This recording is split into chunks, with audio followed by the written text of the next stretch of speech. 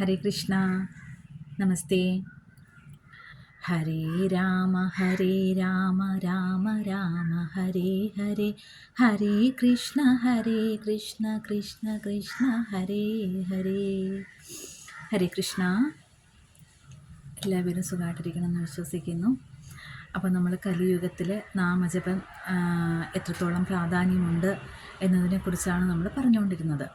അപ്പോൾ കഴിഞ്ഞ ദിവസം നമ്മൾ പറഞ്ഞ് അവസാനിപ്പിച്ചു, നമ്മുടെ മനസ്സ്, നമ്മുടെ ഇന്ദ്രിയങ്ങളുടെ പുറകിൽ മനസ്സും ഇങ്ങനെ നിയന്ത്രണമില്ലാതെ പൊയ്ക്കൊണ്ടിരിക്കുകയാണ് എന്നും അതുകൊണ്ടാണ് നമുക്ക് ഒരിക്കലും നമ്മുടെ അന്ധകരണ ശുദ്ധി വരുത്താൻ കഴിയാത്തത് എന്നും പറഞ്ഞു. കാരണം നമ്മുടെ മനസ്സിൽ കുറേ മാലിന്യങ്ങളാണ് അടിഞ്ഞുകൂടിയിരിക്കുന്നത്. അഷ്ടവൈരികൾ, കാമക്രോധ മോഹ ലോഭമത മത്സര്യങ്ങൾ നമ്മുടെ മനസ്സിൽ അടങ്ങിയിരിക്കുന്നത് കൊണ്ടാണ് നമുക്ക് മറ്റുള്ള ചിന്തകളൊന്നും, അതായത് ആത്മീയതയിലോട്ടോ അങ്ങനെയുള്ള ചിന്തകളൊന്നും ഇല്ലാതെ നമ്മൾ ഒരു മായയുടെ പിടിയിലാണ്. ശരിക്കും പറഞ്ഞാൽ നമ്മൾ അമ്മയുടെ ഗർഭപാത്രത്തിൽ നമ്മുടെ ആത്മാവ് പ്രവേശിച്ച് കഴിയുമ്പോഴത്തേനും ആ പരമാത്മാവിൻ്റെ അംശമായ ജീവാത്മാവ് ആ ജീവൻ ഉള്ളിൽ ഉടലെടുക്കുമ്പോഴേക്കും ആ ഒരു സമയത്ത് നമ്മുടെ പ്രാർത്ഥനയും ചിന്തയും എന്ന് പറയുന്നത് സദാ ഭഗവാനെ സ്മരിച്ച് കഴിയണം, നന്മയുള്ള പ്രവൃത്തികൾ ചെയ്ത്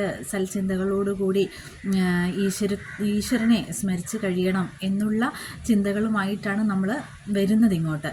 പക്ഷെ നമ്മൾ ഈ ഭൂമിയിലേക്ക് എത്തിക്കഴിയുമ്പോഴേക്കും നമ്മൾ മായയുടെ പിടിയിലാകും. മായ എന്ന് പറയുമ്പോൾ ഇല്ലാത്ത ഏതൊന്നിനെയും ഉണ്ട് എന്ന് നമുക്ക് തോന്നിപ്പിക്കുന്ന ആ ഒരു ഇതാണ് മായ എന്ന് പറയുന്നത്. ആ മായാശക്തിയുടെ പിടിയിലാണ് നമ്മൾ ഓരോ മനുഷ്യരും ഇരിക്കുന്നത്. അതായത് നമുക്ക് ഓരോന്നും ചെയ്യുമ്പോൾ അത് ചെയ്താൽ എനിക്ക് സന്തോഷം കിട്ടും, ഇത് ചെയ്താൽ എനിക്ക് സ്വസ്ഥത കിട്ടും, മറ്റേത് ചെയ്ത് കഴിഞ്ഞാൽ എനിക്ക് സമാധാനം കിട്ടും, ഇങ്ങനെയുള്ള ആ ചിന്തകൾ. എന്നാൽ അതൊന്നും നമുക്ക് ശാശ്വതമായ ഒരു സന്തോഷമോ സ്വസ്ഥതയോ തരുവാൻ പോകുന്നില്ല എന്നുള്ളത് അത് കഴിയുമ്പോൾ നമുക്ക് മനസ്സിലാകും. അതായത് നമുക്കിപ്പോൾ ഒരു പരീക്ഷയ്ക്ക് തന്നെ നല്ലൊരു വിജയം കിട്ടി, എല്ലാവരും നമ്മളെ അനുമോദിച്ചു. അപ്പോൾ ആ ഒരു സമയത്തെ സന്തോഷം എന്ന് പറയുന്നത് അത് കഴിഞ്ഞ് ഒരു മാസം കഴിയുമ്പോൾ ആ സന്തോഷം നമ്മളിൽ നിന്ന് പോയി. ഒരു ജോലി കിട്ടി, ആ ജോലി കിട്ടുമ്പോഴുള്ള സന്തോഷം അത് ഒരാഴ്ച കഴിഞ്ഞാലോ അല്ലെങ്കിൽ ഒരു മാസം കഴിഞ്ഞാലോ ആ സന്തോഷം നമ്മളിൽ നിന്ന് പോയി എന്നുള്ളതാണ്. അപ്പോൾ നമ്മൾ സ്വസ്ഥതയ്ക്ക് വേണ്ടിയിട്ട് നമ്മൾ സിനിമ കാണാൻ പോകും, നമ്മൾ യാത്രകൾ പോകും, എല്ലാം ചെയ്യും. പക്ഷേ ആ കുറച്ച് സമയം, ആ കുറച്ച് ദിവസങ്ങൾ അല്ലെങ്കിൽ കുറച്ച് മണിക്കൂറുകളുടെ ആ ഒരു സ്വസ്ഥതയും ആ സമാധാനവും കിട്ടും. തിരിച്ച് നമ്മൾ സ്വസ്ഥാനങ്ങളിലേക്ക് തന്നെ തിരിച്ചു വരുമ്പോൾ ആ പ്രശ്നങ്ങൾ നമ്മളെ വിട്ടുപോകുന്നില്ല.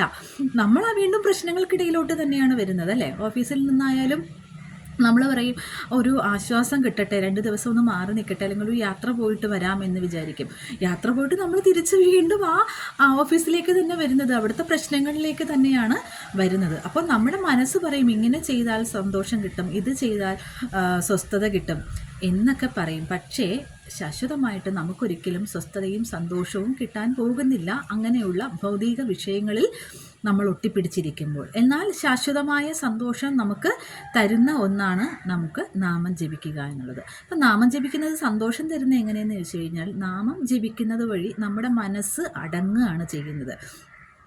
ഭൗതിക വിഷയങ്ങളിലേക്കുള്ള ആ ഓട്ടപ്പാച്ചിൽ, മനസ്സ് നിയന്ത്രണം വരും എന്നുള്ളതാണ്. മനസ്സ് നിയന്ത്രണം വരുമ്പോൾ സ്വാഭാവികമായിട്ടും നമ്മൾ എന്തെങ്കിലും ചെയ്യുമ്പോൾ തന്നെ അതെന്തിന് എന്നൊരു ചിന്ത വരും. അതിലേക്ക് എന്തിനു പോകണം, അതുകൊണ്ട് എന്ത് സന്തോഷമാണ് കിട്ടുന്നത് എന്ന് മനസ്സ് നമ്മളോട് ചോദിക്കാൻ തുടങ്ങും എന്നുള്ളതാണ്. അപ്പോൾ മറ്റേത് നമ്മൾ അങ്ങനെയല്ല, അതാണ് എല്ലാം തരുന്നത് എന്ന് കരുതിയിട്ട് ഓടുമ്പോൾ നമ്മളെ നിയന്ത്രിക്കില്ല മനസ്സ്. പക്ഷേ ഈ നാമം ജപിക്കുന്നത് ശരിക്കും പറഞ്ഞാൽ നമ്മളെ കടയുകയാണ് ചെയ്യുന്നത്. നാമജപം എന്ന് പറഞ്ഞാൽ ഇപ്പോൾ തൈര് കടയുമ്പോൾ അതിൽ നിന്ന് ശുദ്ധമായ വെണ്ണ കിട്ടുന്നത് പോലെ നമ്മുടെ മനസ്സിനെ കടയുകയാണ്. എങ്ങനെയാണ് കടയുക എന്ന് ചോദിച്ചു കഴിഞ്ഞാൽ, ഏതൊരു നാമമാണോ നമ്മൾ കേൾക്കുന്നത് നമ്മുടെ മനസ്സിൽ ആ വസ്തുവിനെയാണ് നമ്മൾ കാണുന്നത്, അല്ലേ? ഇപ്പോൾ ചക്ക എന്ന് പറയുമ്പോൾ നമ്മൾ പെട്ടെന്ന് ആ പ്ലാവിൽ നിൽക്കുന്ന ചക്ക, മുള്ളോടുകൂടിയ ആ ചക്ക, മാങ്ങ, ആപ്പിൾ, ഓറഞ്ച് എന്നൊക്കെ പറയുമ്പോൾ, അല്ലെങ്കിൽ സ്വർണ്ണക്കമ്മൽ, സ്വർണ്ണമാല എന്നൊക്കെ പറയുമ്പോഴും ഏതൊരു വസ്തുവിൻ്റെ കാര്യം പറഞ്ഞാലും നമ്മുടെ മനസ്സിൽ ആ വസ്തു വരും, അല്ലേ? എന്നാൽ ഞാൻ പറയുകയാണ് ഡബ്ലങ്കോ എന്ന് പറയുകയാണ്. അപ്പോൾ അതെന്താണെന്നറിയില്ല. അപ്പോൾ ആ ഒരു വസ്തുവിൻ്റെ അതെന്താണ് ഡബ്ലങ്കോ എന്ന് പറഞ്ഞാൽ എന്താ? അപ്പോൾ എല്ലാവരും ഇങ്ങനെ ഇരിക്കും, അതെന്താണെന്നറിയില്ലല്ലോ. അപ്പോൾ നമുക്ക് അറിയാം എന്നുള്ളത് ഇപ്പോൾ നമ്മുടെ അച്ഛൻ്റെ, അമ്മയുടെ, ഭർത്താവിൻ്റെ, ഭാര്യയുടെ, മക്കളുടെ പേര് നമ്മൾ വേറൊരു സ്ഥലത്ത് പോകുമ്പോൾ അവിടെ ആരുടെയെങ്കിലും പേരാണ് അത് പറയുമ്പോൾ നമ്മൾ എന്ത് ചെയ്യും? നമ്മുടെ ആൾക്കാരെയാണ് ഓർക്കുന്നത്, അല്ലേ? ഇപ്പം ലക്ഷ്മി എന്ന് പറയുമ്പോഴത്തേനും നമ്മൾ നമ്മുടെ വീട്ടിലെ ലക്ഷ്മി എന്നുള്ള ആരെങ്കിലും മോളുണ്ടെങ്കിൽ അങ്ങനെ ഓർക്കും. അല്ലാന്നുണ്ടെങ്കിൽ അമ്മയാണെന്നുണ്ടെങ്കിൽ അമ്മ, അമ്മുമ്മയാണെങ്കിൽ അമ്മുമ്മ, അങ്ങനെ നമ്മൾ ഓർക്കും, അല്ലേ? നമ്മുടെ മനസ്സിൽ ആ വ്യക്തികളാണ് വരുന്നത്. അപ്പോൾ ഏതൊരു വസ്തുവിൻ്റെ, ഒരു വ്യക്തിയുടെ എന്തെങ്കിലും പേര് അല്ലെങ്കിൽ ഒരു നാമം നമ്മൾ പറയുമ്പോൾ നമ്മുടെ മനസ്സിൽ അതാണ് ചിന്ത വരുന്നത്. അപ്പം പെറോട്ട എന്ന് പറയുമ്പോൾ നമ്മൾ പെറോട്ടയും ചിക്കനും ഒക്കെ നമ്മൾ ഓർക്കും, അല്ലേ? അതിങ്ങനെ ഓർക്കും, മനസ്സിൽ വരും, അല്ലേ? അപ്പോൾ അത് തന്നെയാണ് ഈ നാമം എന്നുള്ളത്. കൃഷ്ണ എന്ന് വിളിക്കുമ്പോൾ നമ്മുടെ മനസ്സിൽ എന്താണ് വരുന്നത്?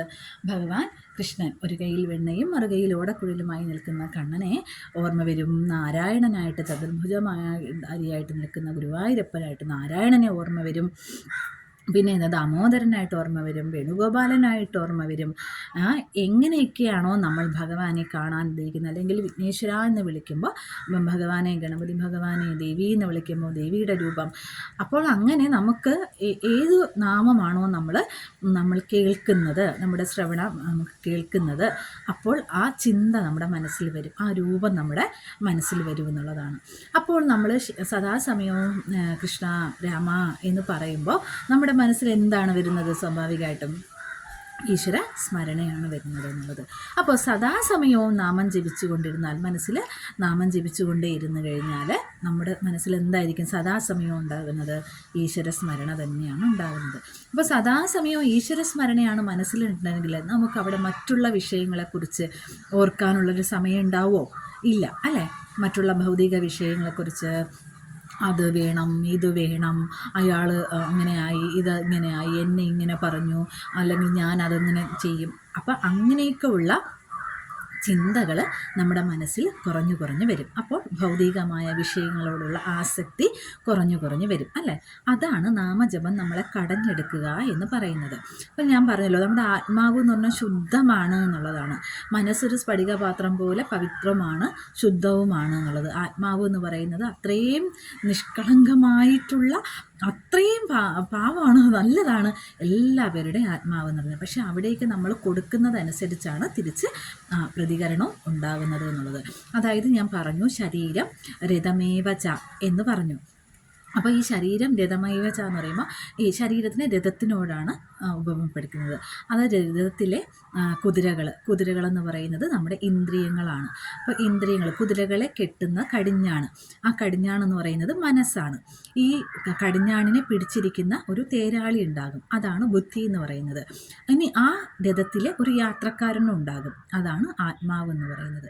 അപ്പോൾ ഇന്ദ്രിയം, മനസ്സ്, ബുദ്ധി, ആത്മാവ്, ഇതാണ്. അപ്പോൾ ഇന്ദ്രിയങ്ങൾ, ആ കടിഞ്ഞാണിന് ശക്തി നഷ്ടപ്പെട്ട് കഴിഞ്ഞാൽ ഇന്ദ്രിയങ്ങൾ, അതായത് കുതിരകൾ പല വഴിക്ക്, അനിഷ്ടമുള്ള വഴിക്കൊക്കെ അത് പോകും. അങ്ങനെ. അപ്പോൾ കടിഞ്ഞാൺ നിയന്ത്രണമില്ല, അതായത് മനസ്സിന് നിയന്ത്രണമില്ലെങ്കിൽ, അപ്പോൾ അങ്ങനെ പോകുമ്പോൾ തേരാളിക്ക് എന്താണ്? തേരാളി ഈ മനസ്സ് ഇങ്ങനെ കൈവിട്ടങ്ങ് പോവുകയാണല്ലോ, അപ്പോൾ ബുദ്ധിയും അതുപോലെ തന്നെ പോകും എന്നുള്ളതാണ്. ഈ ബുദ്ധി ഈ ഇന്ദ്രിയത്തിൻ്റെയും കടിഞ്ഞാണിനും ഇങ്ങനെ നിയന്ത്രണമില്ലാതെ പോകുമ്പോൾ അതിലിരിക്കുന്ന യാത്രക്കാരനെന്ന് പറയുന്ന ആത്മാവ് അതൊരു ഭാവമാണ്, ഒന്നും അറിയാത്ത ആളാണ്. അപ്പോൾ ഈ ബുദ്ധി എന്താണോ ചെയ്യുന്നത്, ഒരു സ്ഥലത്ത് കൊണ്ടുവന്ന് ഇറക്കുമ്പോൾ ആ ആത്മാവ് അവിടെ ഇറങ്ങുന്നു. അത് നല്ലതായാലും മോശമായാലും ബുദ്ധി കൊണ്ട് ചെയ്യുന്നത് ഇത് തന്നെയാണ് നമ്മളിൽ വരുന്നത്. അതായത് ഇപ്പോൾ മനസ്സ് ഇന്ദ്രിയത്തിൻ്റെ പുറകെ പോകുമ്പോൾ ആ മനസ്സ് ബുദ്ധിയോട് പറയുന്ന കാര്യങ്ങൾ ബുദ്ധി വിവേചനമില്ലാതെ ആകുമ്പോഴത്തേക്കും ആ ബുദ്ധി ആത്മാവിനോട് അത് ചെയ്യൂ, ഇത് ചെയ്യൂ എന്ന് പറയുമ്പോഴാണ് ഒരാളൊരു കർമ്മം ചെയ്യുന്നത്. അത് ബുദ്ധി നല്ലതാണ് പറയുന്നതെങ്കിൽ നല്ല കർമ്മവും, മോശമാണ് പറയുന്നതെങ്കിൽ മോശം കർമ്മവും ആയിരിക്കും.